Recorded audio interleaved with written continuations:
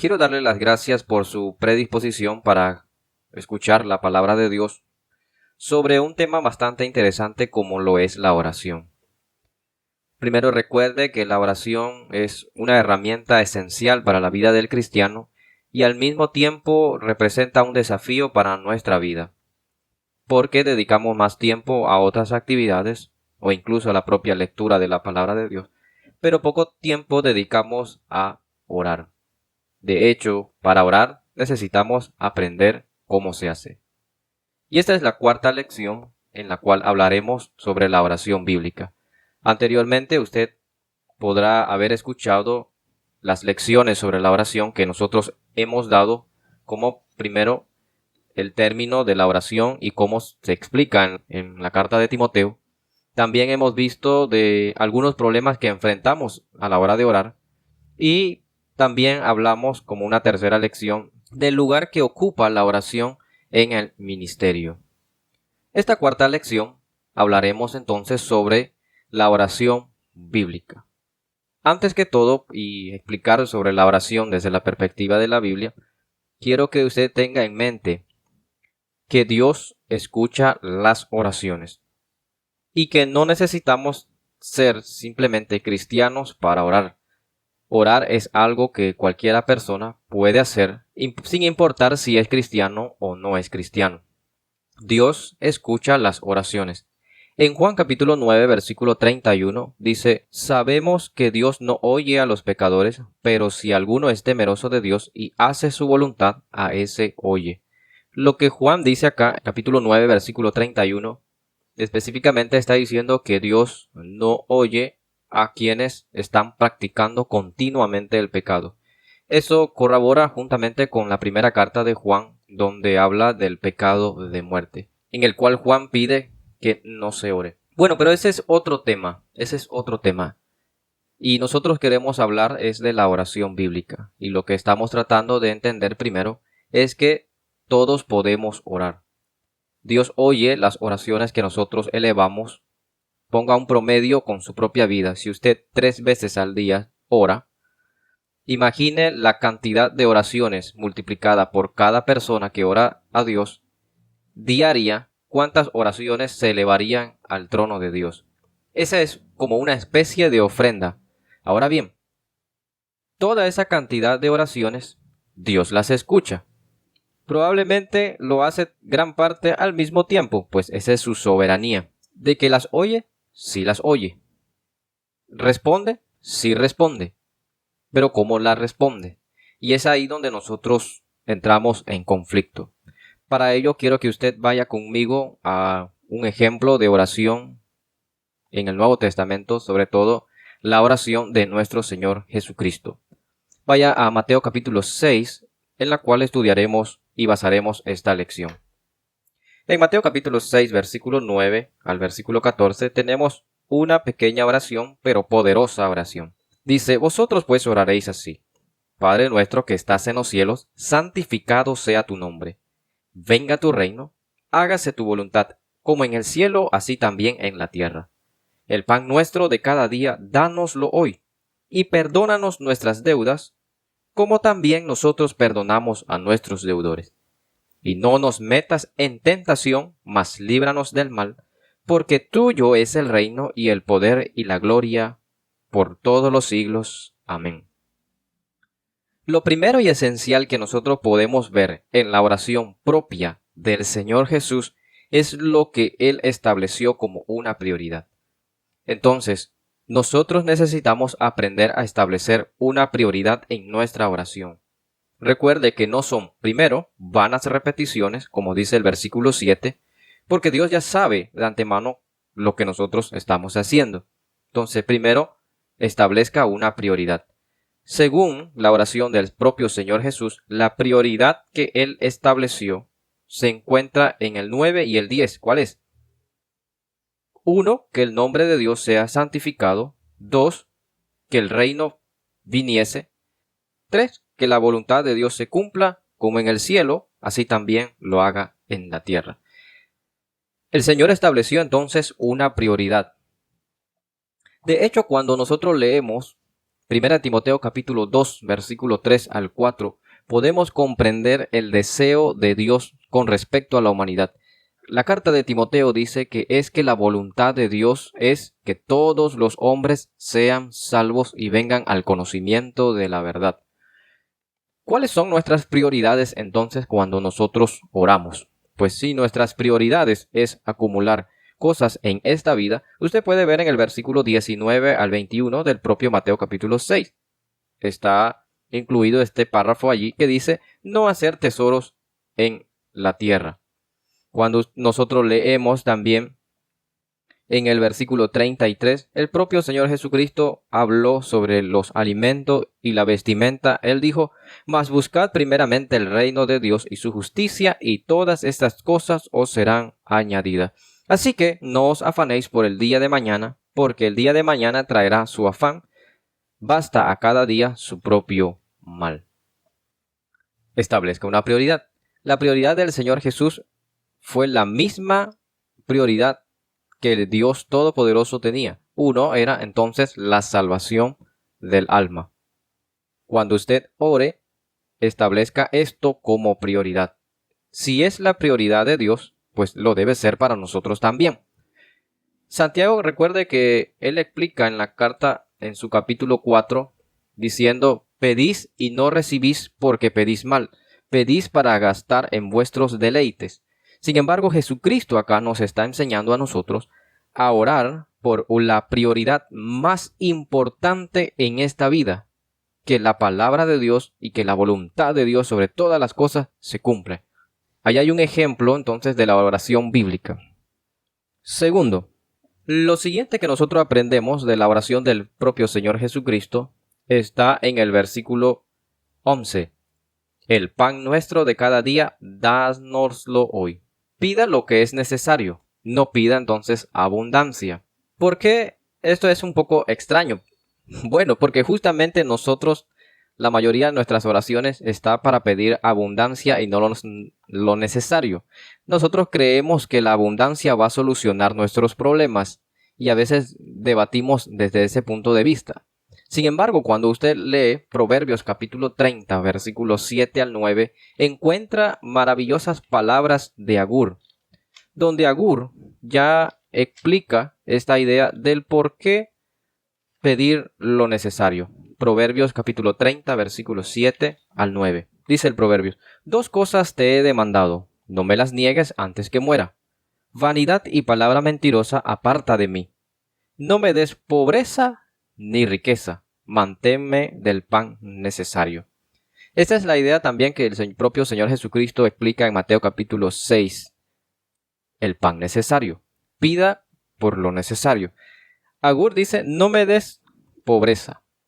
Creo que todos oramos pidiendo, Señor, no nos dejes caer en la pobreza. Y sabemos que la pobreza es un asunto serio cuando llega a nuestras vidas. Pero también Agur pide, no me des riqueza, sino dame del pan necesario. En el versículo 9, Agur explica y da la razón por qué pide no ser pobre ni ser rico. Dice, no sea que me sacie y que te niegue y diga quién es Jehová, o que siendo pobre hurte y blasfeme el nombre de mi Dios. Lo que dice Agur ya es una idea que viene desde la época de Moisés. En Deuteronomio capítulo 8, versículo 11 dice, cuídate de no olvidarte de Jehová tu Dios para cumplir sus mandamientos, sus decretos y sus estatutos que yo te ordeno hoy. No sea que suceda que comas y te sacies y edifiques buenas casas en que habites, y tus vacas y tus ovejas se aumenten, y la plata y el oro se te multipliquen, y todo lo que tuvieses se aumente, y se enorgullezca tu corazón, y te olvides de Jehová tu Dios, que te sacó de la tierra de Egipto en casa de servidumbre. Fíjense, nosotros no necesitamos ser ricos a veces para olvidarnos de Dios y su misericordia. Pues a veces en la felicidad, en lo último que pensamos es en el servicio a Dios. Simplemente decimos gracias Señor y disfrutamos, pero no hacemos a Dios participante de aquellas cosas. Y si siendo pobres, cuando cobramos nuestro salario, nos olvidamos de Dios. Imagínense si nosotros fuéramos ricos. ¿Qué cosas no haríamos? ¿Y qué lugar ocuparía Dios entonces en nuestra vida? También, entonces, la Biblia nos enseña a pedir lo que es necesario. Y esta idea de pedir lo necesario también está ligado a un concepto lógico. ¿Por qué? Porque el pan tiene que venir por la manera tradicional en cómo Dios la ha establecido. En Génesis capítulo 3, nosotros vemos en el versículo 19 que Dios estableció ya una ley universal, que era: con el sudor de tu rostro comerás el pan hasta que vuelvas a la tierra. De modo que esa es la forma de ganarnos el pan.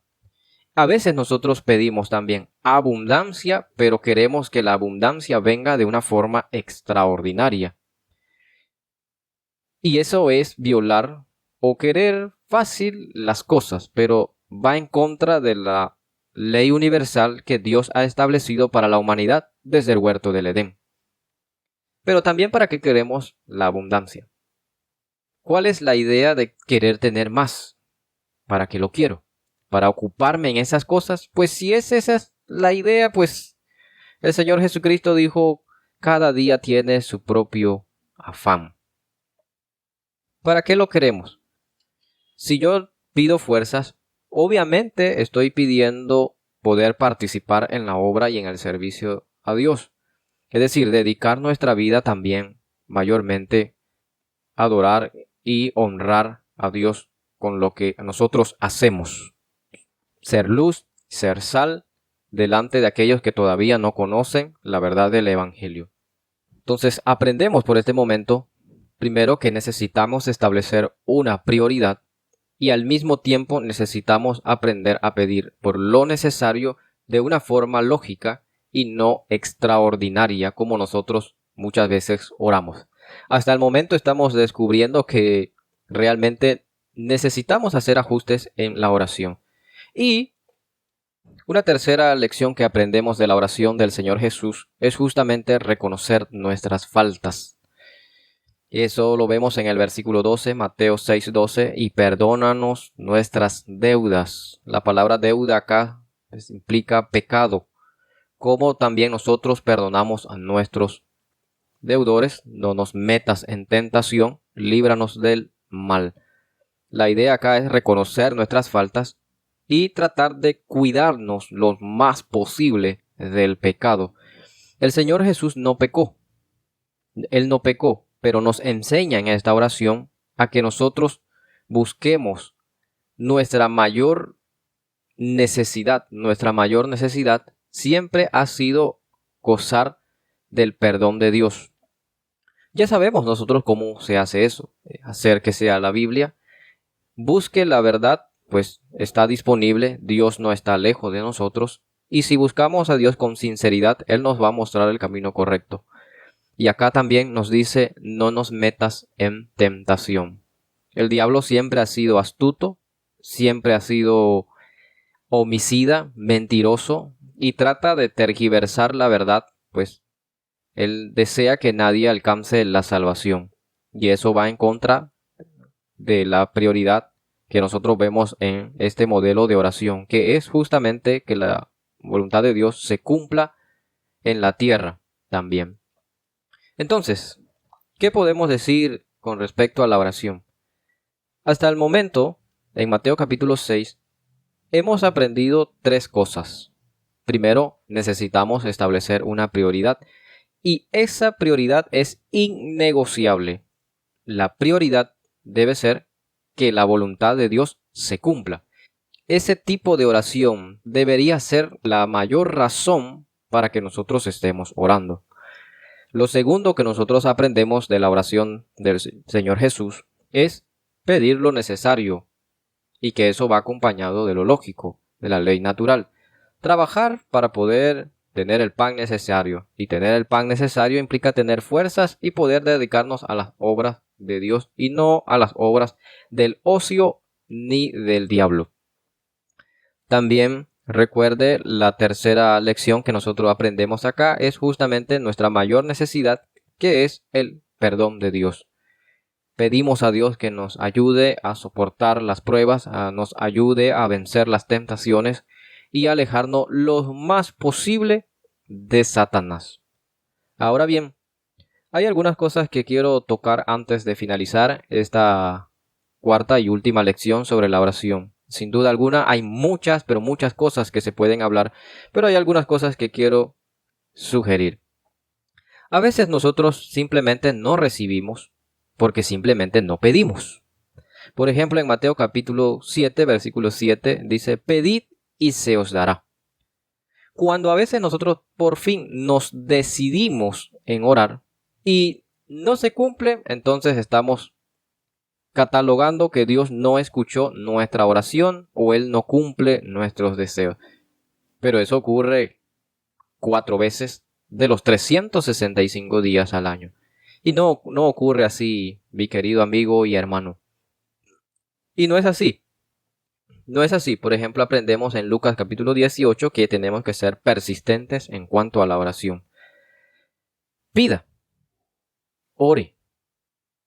No se canse. Es lo que tenemos nosotros que hacer. Dios nos da entonces lo necesario, lo que nosotros necesitamos. Y a veces no lo que nosotros nos gusta. Puede ser que a veces estemos pidiendo por algo que nos gusta, pero al mismo tiempo puede hacernos mal. Como un niño, por ejemplo, quiere el fuego porque le gusta el color, le gusta lo que ve, lo que hace, pero no sabe en realidad el peligro que puede representar para su vida. También me gustaría recordar que a veces necesitamos poner nuestros planes en la mano de Dios y que Él entonces trabaje con esos planes para ver qué es lo mejor para nosotros. Muchas veces hemos encontrado, hermanos, y nosotros mismos en algún momento lo hemos practicado, la idea de orar cuando ya hemos hecho todo. Y oramos pidiendo que Dios bendiga lo que estamos haciendo. Y eso es totalmente negligente de nuestra parte. Porque como cristianos estamos llenos de muchos ejemplos en la Biblia donde varios siervos de Dios, hombres y mujeres, oraron primero antes de hacer las cosas. Muchas veces nosotros hacemos lo opuesto, oramos cuando ya hemos hecho las cosas y después entonces estamos teniendo dificultades y estamos pidiendo la bendición de Dios. Y eso es contrario a lo que nosotros mismos leemos cada domingo en la Biblia. Entonces, ore antes de hacer algo. Para finalizar entonces esta cuarta y última lección, le animo a que sigamos aprendiendo cada día más sobre la oración.